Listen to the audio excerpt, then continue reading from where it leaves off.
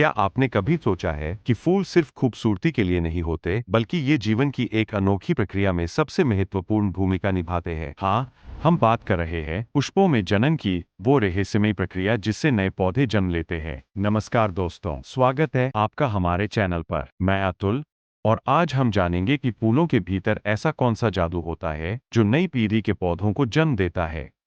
अगर आपको भी विज्ञान की ये दुनिया रोचक लगती है, तो इस वीडियो को अंत तक जरूर देखें और हमारे चैनल को सब्सक्राइब करना ना भूलें। तो चलिए, बिना समय गवाए, जानते हैं पुष्पों में जनन की पूरी प्रक्रिया। सबसे पहले हमें ये समझना होगा कि फूल में कौन कौन से हिस्से होते हैं। फूल मुख्य रूप से दो तरह के होते हैं, एकलिंगी और उभयलिंगी। उभयलिंगी फूलों में नर और मादा दोनों प्रजनन अंग होते हैं। नर भाग को पुंकेसर और मादा भाग को कर्णिका, कार्पल कहा जाता है।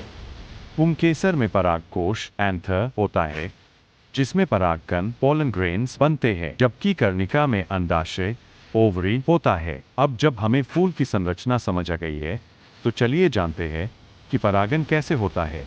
परागन यानी पॉलिनेशन वह प्रक्रिया है जिसमें फूल के नर भाग से मादा भाग तक परागकण पहुंचते हैं। यह दो प्रकार का होता है। स्वपरागन सेल्फ पॉलिनेशन, जब परागकण उसी फूल के या उसी पौधे के किसी अन्य फूल के मादा भाग पर गिरते हैं।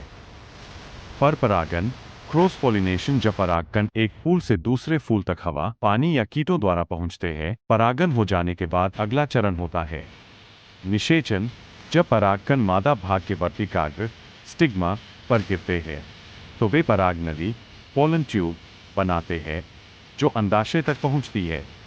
इस नली के माध्यम से नर युग्मक मेल गैमीट अंडाणु तक जाता है और दोनों का मेल होता है।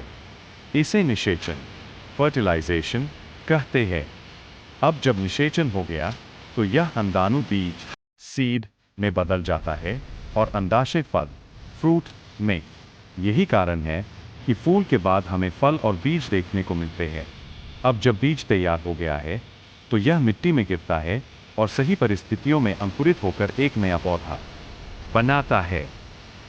बीज के अंकुरण के लिए तीन चीजें जरूरी होती है, पानी, ऑक्सीजन और सही तापमान। जब ये तीनों चीजें मिलती है, तो एक नया पौधा जन्म लेता है। तो दोस्तों, आज हमने सीखा कि फूल सिर्फ सुंदरता का प्रतीक नहीं, बल्कि पौधों की प्रजनन प्रणाली का एक महत्वपूर्ण हिस्सा है। अगर आपको यह वीडियो पसंद आया, तो इसे लाइक करें, शेयर करें और हमारे चैनल को सब्सक्राइब करें।